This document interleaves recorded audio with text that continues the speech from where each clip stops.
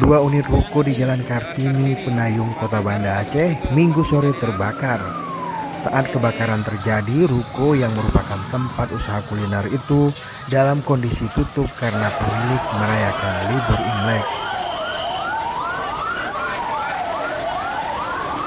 Warga sekitar menyebutkan api pertama kali muncul dari lantai 3 ruko, langsung membesar dan merambah ke ruko lain.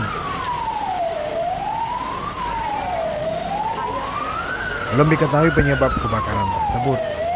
Namun kuat dugaan api muncul akibat arus pendek listrik. Pemilik ruko Weli mengatakan dirinya tidak berada di lokasi saat terjadi kebakaran. Mereka sekeluarga tengah berada di luar sedang merayakan libur tahun baru Imlek. Kalau masalah penyebab kurang tahu kak kita tuh bang. Posisi kan di dalam rumah nggak ada orang. Kami betul hari ini libur kan, wah jalan-jalan lah orang tua kan. Tak kejadian udah seperti gitu.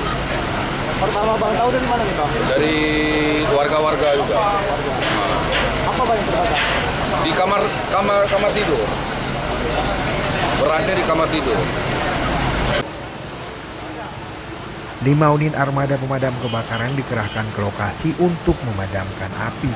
Proses pemadaman turut dibantu warga dan anggota polisi maupun TNI. Hingga 2 jam lebih api baru dapat dipadamkan. Tidak ada korban jiwa dalam kebakaran.